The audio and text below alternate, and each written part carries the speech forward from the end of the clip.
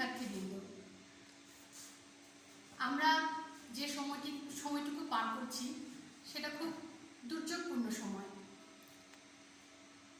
আমরা ঘরে থাকব, নিরাপদে থাকব এবং সুস্থ থাকব, এই আমাদের প্রত্যয়। আমরা জানি করোনা ভাইরাস আমাদের জীবনব্যাপী অতিষ্ঠ করে তুলেছে, যেটাতে আমরা নিজেরাই নিজেদের সাথে যুদ্ধ করে এই সমাজে টিকে থাকবো, এই পৃথিবীর বুকে বেঁচে থাকবো। তোমরা ঘরে থাকবে, সুস্থ থাকবে, সেই সাথে পড়ালেখাও করবে। এজন্যই আমাদের দিনাজপুর আদর্শ কলেজ কর্তৃক আয়োজিত আজকের এই অনলাইন ক্লাসে তোমাদেরকে স্বাগতম জানাচ্ছি। আমি রাজিয়া সুলতানা, হিসাব বিজ্ঞান বিভাগের শিক্ষক। তোমাদেরকে আজকে আমি পাঠদান করব হিসাব বিজ্ঞান প্রথম পত্রের দ্বিতীয় অধ্যায়ের হিসাবের বইসমূহ থেকে জাবেদা। আমরা জানি যে জাবেদা বলতে তোমাদেরকে সহজভাবে যদি আমি বোঝাতে চাই, তাহলে আমাদের প্রতিনিয়তই আমরা দেখতে পাই আমাদের চারপাশে অনেক ব্যবসা প্রতিষ্ঠান রয়েছে, অনেক দোকানপাট রয়েছে, অনেক কলকারখানা রয়েছে এবং বড় বড় ইন্ডাস্ট্রি রয়েছে, যেখানে প্রতিনিয়তই লেনদেন সংঘটিত হয়ে থাকে। তো এই লেনদেনগুলি যখনই সংঘটিত হয় তখনই সেটাকে কোনো না কোনো জায়গায় লিপিবদ্ধ করতে হয়।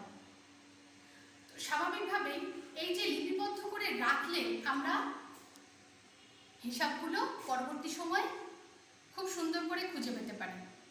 এই বিষয়টি তোমাদেরকে আমি আজকে বোঝাবো যে জাবেদা কাকে বলে। দুতরফা দাখিলা পদ্ধতির নিয়ম অনুযায়ী প্রত্যেকটি লেনদেনের দুটি পক্ষ বিশ্লেষণ করে এক পক্ষকে ডেবিট এবং অন্য পক্ষকে ক্রেডিট করে আমরা প্রতিটি লেনদেনকে তারিখের ক্রমানুসারে সাজিয়ে যে বইতে লিপিবদ্ধ করি সেটাই হচ্ছে জাবেদা। জাবেদাকে হিসাবের প্রাথমিক বই বলা হয়, তার কারণ আমরা সহজেই যেন হিসাবটি খুঁজে পেতে পারি। 1 তারিখ থেকে 30 তারিখ পর্যন্ত যতগুলি হিসাব আছে, বিভিন্ন ধরনের হিসাব আছে। কখনো বাকিতে ক্রয় করা হয়, কখনো নগদ টাকা নিয়ে আসা হয়, কখনো ব্যাংকে লোন নেওয়া হয়, কখনো ব্যাংকে জমা দেওয়া হয়। প্রত্যেকটা জিনিসই আলাদা আলাদা। তাহলে এই আলাদা আলাদা জিনিসগুলোকে আমরা কি করব? এক জায়গায় গুছিয়ে নিয়ে আসবো। কিভাবে নিয়ে আসবো? 1 তারিখ থেকে 30 তারিখ পর্যন্ত সাজিয়ে সেগুলোকে ডেবিট ক্রেডিট আকারে ভাগ করে সমপরিমাণ টাকা দ্বারা ডেবিট এবং সমপরিমাণ টাকা দ্বারা ক্রেডিট করে আমরা যে বইটি তৈরি করব সেটি হচ্ছে জাবেদা। জাবেদাকে হিসাবের প্রাথমিক বই বলতে পারো, জাবেদাকে খতিয়ানের সহকারী বই বলতে পারো। আমরা জাবেদা থেকেই কিন্তু খতিয়ান প্রস্তুত করতে পারবো, যার কারণে খতিয়ানের সহকারী বই হচ্ছে জাবেদা। জাবেদা দৈনন্দিন বই হিসেবেও পরিচিত, যে প্রতিদিনের হিসাব প্রতিদিন রাখা হয়। তাহলে তোমরা বুঝতে পারছো জাবেদা কাকে বলে।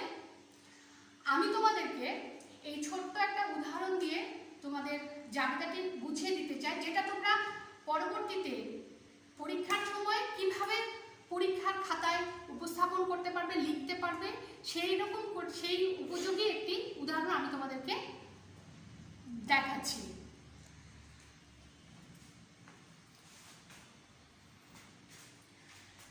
দেখো, জাবেদা অঙ্কের একটি উদাহরণ দেওয়া হয়েছে। এখানে বলা হয়েছে জনাব রাসেল 1 জানুয়ারি 2019 তারিখে নগদ 50,000 টাকা, আসবাবপত্র 20,000 টাকা ও 20,000 টাকা ঋণ নিয়ে ব্যবসা আরম্ভ করেন। উক্ত মাসে তার লেনদেন সমূহ নিম্নরূপ ছিল। 2019 সালের জানুয়ারির 1 তারিখে নগদে পণ্য ক্রয় করা হয়েছিল 20,000 টাকা। জানুয়ারির 5 তারিখে নগদে পণ্য বিক্রয় করা হয়েছিল 15,000 টাকা। জানুয়ারির 8 তারিখে বাকিতে আসবাবপত্র ক্রয় করা হয়েছিল 10,000 টাকা। জানুয়ারির 20 তারিখে ভাড়া পাওয়া গেল 10,000 টাকা। জানুয়ারির 20 তারিখে আবার বেতন প্রদান করা হলো 4,000 টাকা। আমি তোমাকে প্রশ্নটি আবার বলছি যে জনাব রাসেল 1 জানুয়ারি 2019 তারিখে নগদ 50,000 টাকা, আসবাবপত্র 20,000 টাকা ও 20,000 টাকা ঋণ নিয়ে ব্যবসা আরম্ভ করেন। উক্ত মাসে তার লেনদেন সমূহ নিম্নরূপ ছিল: 2019 সালের জানুয়ারির 1 তারিখে নগদে পণ্য ক্রয় করা হয়েছিল 20,000 টাকা। জানুয়ারির 5 তারিখে নগদে পণ্য বিক্রয় করা হয়েছিল 15,000 টাকা। জানুয়ারির 8 তারিখে বাকিতে আসবাবপত্র ক্রয় করা হয়েছিল 10,000 টাকা।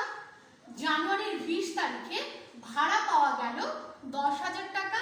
আবার জানুয়ারির 20 তারিখে বেতন প্রদান করা হলো 4,000 টাকা। এই যে উপযুক্ত যে তথ্যগুলি দেখলে সেই তথ্যগুলির আলোকে আমাদেরকে 3টি প্রশ্নের সমাধান করতে হবে। ক নম্বর প্রশ্নটি হচ্ছে, উপযুক্ত তথ্যের সাহায্যে ব্যবসায়ের 1 জানুয়ারি 2019 সালে প্রারম্ভিক মূলধনের পরিমাণ নির্ণয় করতে হবে। তারপরে দ্বিতীয় প্রশ্ন, লেনদেন সমূহের জাবেদা দেখাও কিন্তু ব্যাখ্যার প্রয়োজন নেই। 3 নম্বর প্রশ্ন হলো, আসবাবপত্র হিসাব ও নগদান হিসাব প্রস্তুত করো, অর্থাৎ তোমাদের এই দুটি বিষয়ের খতিয়ান করে দেখাতে হবে। এ হলো আমাদের প্রশ্ন। এখন আসো, উপযুক্ত তথ্যের সাহায্যে আমরা যে প্রারম্ভিক মূলধনের পরিমাণ নির্ণয় করব সেটি কিভাবে আমরা নির্ণয় করব। দেখো, প্রারম্ভিক মূলধনের পরিমাণ নির্ণয় করতে হবে। আমরা দেখেছি যে জনাব রাসেল নগদ 20,000 টাকা এনেছিল মূলধন হিসেবে, 20,000 টাকা আসবাবপত্র হিসেবে এবং 20,000 টাকা ঋণ। এই যে ঋণটি, এই ঋণটিও হচ্ছে নগদ হিসেবেই এসেছে। এজন্য নগদ 50,000 এবং 20,000 আমরা পেলাম 70,000, আসবাবপত্র 20,000, তাহলে 70,000 আর 20,000 যোগ করলে 90,000। ঋণ তো ঋণই, ঋণ দায় যেহেতু, সেহেতু ঋণটি আমাদের বিয়োগ করতে হবে। 90,000 থেকে এই 20,000 টাকা যখন আমরা বিয়োগ করব, আমরা পেয়ে গেলাম আমাদের প্রারম্ভিক মূলধন। নিশ্চয়ই তোমরা বুঝতে পেরেছো আমরা কিভাবে প্রারম্ভিক মূলধনটি নির্ণয় করলাম। এখন আমরা নির্ণয় করব জাবেদা। জনাব রাসেলের যে জাবেদা বইটি আছে সেখানে দেখো 1 জানুয়ারি তারিখে আমি তোমাদেরকে বলিনি যে, তখন আমি তোমাদের বলিনি যে জাবেদা করতে গেলে আমাদের 5টি কলাম করতে হবে: তারিখ, বিবরণ, খতিয়ান পৃষ্ঠা, ডেবিট টাকা এবং ক্রেডিট টাকা। এটি হচ্ছে আমাদের জাবেদা বই, জাবেদা বইয়ের কলাম। যেহেতু আমরা তারিখ, এখানে তারিখের ঘর আছে, সেই তারিখের ঘরে আমরা প্রথমে সালটি লিখে নেব। 2019 সাল জানুয়ারির 1 তারিখ। যেহেতু জনাব রাসেল জানুয়ারির 1 তারিখে নগদ টাকা হিসেবে 50,000 টাকা এনেছিল, আসবাবপত্র হিসেবে 20,000 টাকা এনেছিল এবং ঋণ হিসেবে সে 20,000 টাকা এনেছিল, তাহলে আমরা তখন প্রারম্ভিক মূলধন তৈরি করার সময় দেখলাম যে আমরা নগদ টাকা লিখেছিলাম 70,000, এখানে হচ্ছে ঋণ 20,000 এবং নগদ 50,000, সেই 70,000 আসবাবপত্র হিসাব 20,000, ডেবিট অর্থাৎ 70,000 আর 20,000 90,000, ঋণ হিসাব ক্রেডিট, মূলধন হিসাব ক্রেডিট 70,000। আমরা জানি জাবেদার দুটি পক্ষই, এক পক্ষ ডেবিট এবং এক পক্ষ ক্রেডিট, দুপক্ষকে সমপরিমাণ টাকা দ্বারা বিভক্ত করতে হবে। তাহলে আমরা দেখতে পাচ্ছি 70 আর 20 90, এখানে 70 এবং 20 90। আমরা দেখতে পাচ্ছি দুটি পক্ষই 90,000 টাকা দ্বারা ডেবিট এবং ক্রেডিট হয়েছে। পরবর্তীতে 1 তারিখে আমরা দেখতে পাই যে নগদে ক্রয় করা হয়েছে 20,000 টাকা, নগদে পণ্য ক্রয় করা হয়েছে। এখানে তোমাদেরকে আমি বলে রাখি যে যদি ক্রয় লেখা থাকে, সেই পণ্য ক্রয় লেখা থাকে, সেই ক্ষেত্রে আমরা ক্রয় হিসাব লিখব। যদি আসবাবপত্র ক্রয় লেখা থাকতো তাহলে আমরা সম্পত্তির নাম লিখতাম আসবাবপত্র হিসাব, যন্ত্রপাতি হিসাব যদি থাকতো তাহলে আমরা লিখতাম যন্ত্রপাতি হিসাব। যেহেতু এখানে পণ্য ক্রয় করার কথা লেখা হয়েছে, সেজন্য এখানে আমরা লিখব ক্রয় হিসাব। ক্রয় হিসাব ডেবিট, নগদান হিসাব ক্রেডিট। এরপরে আসো জানুয়ারির 5 তারিখে নগদে পণ্য বিক্রয় করা হয়েছে জানি যে যখন বিক্রয় করা হয়, বিক্রয় করলে কি হয়, টাকা আমাদের কাছে আসে। তার মানে আমাদের কাছে কোনো কিছু আসলে ডেবিট এবং কোনো কিছু চলে গেলে ক্রেডিট হয়। আমরা যেহেতু নগদ টাকা পেয়েছি, নগদান হিসাব ডেবিট এবং বিক্রয় হিসাব ক্রেডিট। পরবর্তীতে আসো, জানুয়ারির 8 তারিখে বাকিতে আসবাবপত্র ক্রয় করা হয়েছিল 10,000 টাকা। যেহেতু বাকিতে আসবাবপত্র ক্রয় করা হয়েছে, আমরা জানি ক্রয় করলে সম্পত্তি ডেবিট হবে। আর যেহেতু আমরা বাকিতে করেছি সেহেতু এখানে প্রদয় হিসাব হবে। যদি নগদান হতো, নগদ টাকায় কিনতাম, তাহলে হতো নগদান হিসাব। সেই ক্ষেত্রে এখন আমরা লিখব, যেহেতু বাকিতে আসবাবপত্র হিসাব ডেবিট 10,000 টাকা, প্রদয় হিসাব ক্রেডিট 10,000 টাকা। জানুয়ারির 20 তারিখে আমরা ভাড়া পেয়েছি। এখানে আবার মনোযোগ দাও যে যেহেতু আমরা ভাড়া পেয়েছি, ভাড়া পাওয়া মানে কি? ভাড়া পাওয়া মানে আমরা নগদ টাকা পেয়েছি। কি হিসেবে পেয়েছি? ভাড়া হিসেবে। অর্থাৎ নগদান হিসাব ডেবিট 10,000 টাকা এবং ভাড়া হিসাব ক্রেডিট। যেহেতু আমরা ভাড়া পেয়েছি, প্রাপ্ত ভাড়া হিসাব ক্রেডিট। এরপরে আসো জানুয়ারি 30 তারিখ, যে বেতন হিসাব, আমরা বেতন প্রদান করেছি। তাহলে যদি আমরা বেতন প্রদান করে থাকি সেই ক্ষেত্রে কি হলো, বেতনটা চলে গেল। আমরা জানি কোনো কিছু চলে যাওয়া কি হয়, ক্রেডিট হয়। তাহলে আমাদের কাছে কি চলে গেল, টাকা চলে গেল। আর যারা পেলো কি পেলো, বেতন পেলো। তাহলে বেতন হিসাব ডেবিট, নগদ টাকা যেহেতু চলে গেল সেহেতু নগদান হিসাব ক্রেডিট। তোমরা নিশ্চয়ই দেখতে পাচ্ছ যে যে টাকাটাই ডেবিট হয়েছে সে টাকাটাই ক্রেডিট হয়েছে। অর্থাৎ আমরা তোমাদেরকে বারবার বলছি যে জাবেদা করতে গেলে দুতরফা দাখিলা পদ্ধতির নিয়ম অনুযায়ী এক পক্ষকে ডেবিট এবং অন্য পক্ষকে যদি ক্রেডিট করতে হয় তাহলে টাকাটা সমপরিমাণ করতে হবে। অন্যথায় যদি এরকম হয় যে তুমি 5,000 টাকা লিখতে যাই 500 টাকা লিখেছো, একটা শূন্য ভুল করে লিখোনি, সেই ক্ষেত্রে এটা একটা ভুল জাবেদা, সেটা তোমার মিলবে না। সেই ক্ষেত্রে হবে কি, তোমার জাবেদাটা ভুল হয়ে যাবে। ঠিক আছে? এর পরবর্তী প্রশ্ন হচ্ছে যে আমাদেরকে আসবাবপত্র হিসাব এবং নগদান হিসাব তৈরি করে দেখাতে বলা হয়েছে। এখন দেখো আসবাবপত্র হিসাব, অর্থাৎ আসবাবপত্র হিসাব বলতে আমরা দেখতে পাচ্ছি যে আমাদেরকে খতিয়ান করতে বলা হয়েছে। খতিয়ান হচ্ছে হিসাবের পাকা বই।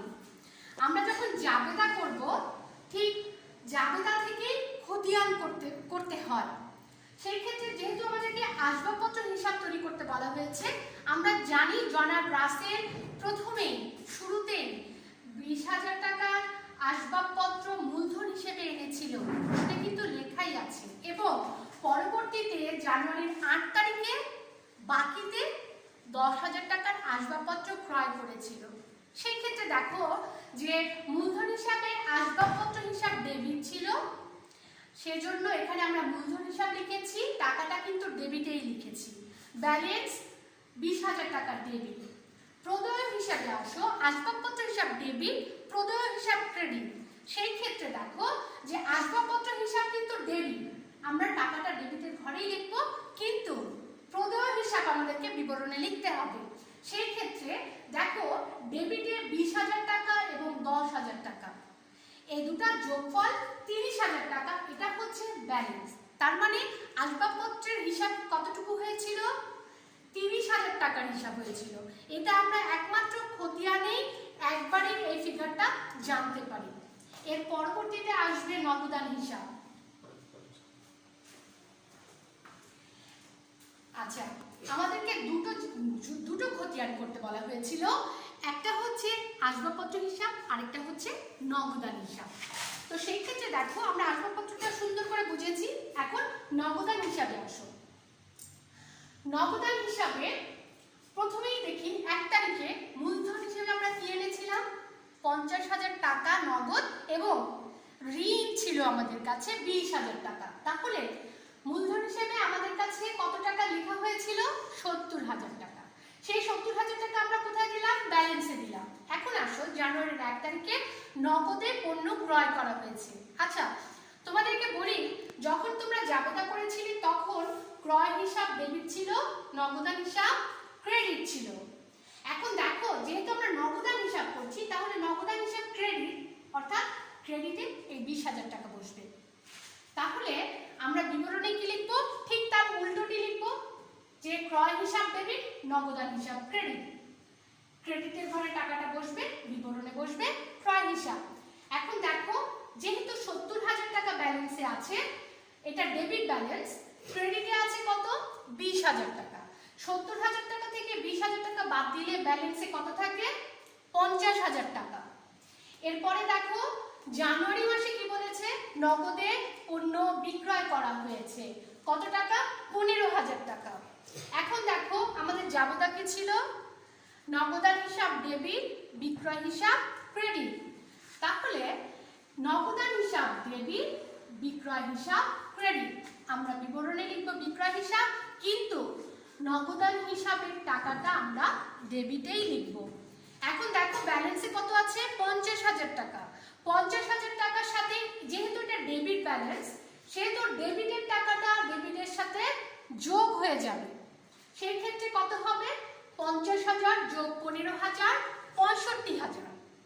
তোমরা বুঝতে পারছো তো যে 50,000 যোগ 15,000, 65,000। আমাদের ব্যালেন্স কত দাঁড়ালো? 5 তারিখে 65,000। এরপরে আসো, যে তারিখ 20 তারিখে আমরা কি করেছিলাম? ভাড়া পেয়েছিলাম।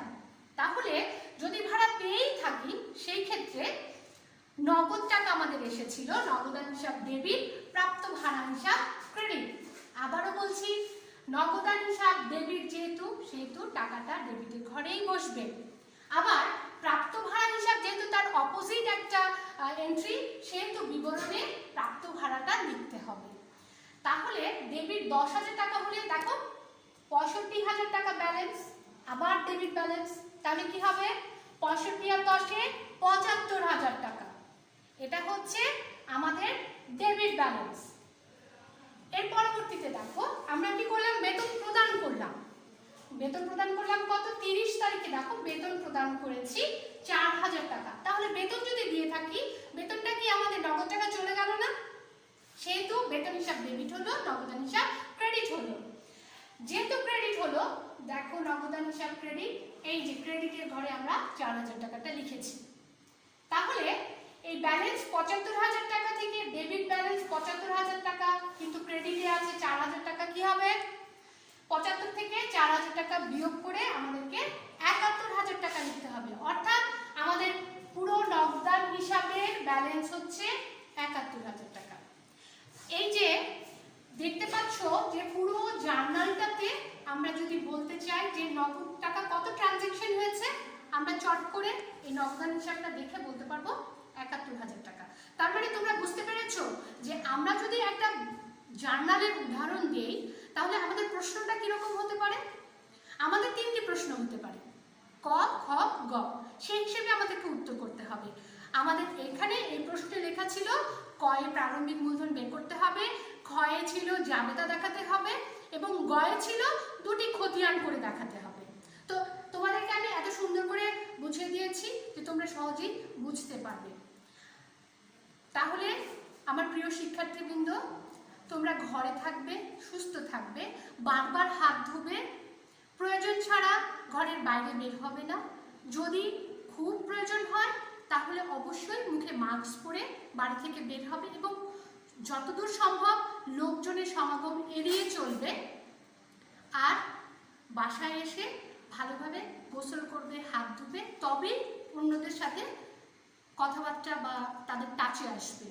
তোমরা ভালো থেকো, সুস্থ থেকো, কিন্তু বাসায় বসে এই যে পরীক্ষার পড়াগুলো আছে এগুলো এগিয়ে নিয়ে যেতে হবে, কারণ কলেজ খুললে কিন্তু তোমাদের পরীক্ষা শুরু হয়ে যাবে।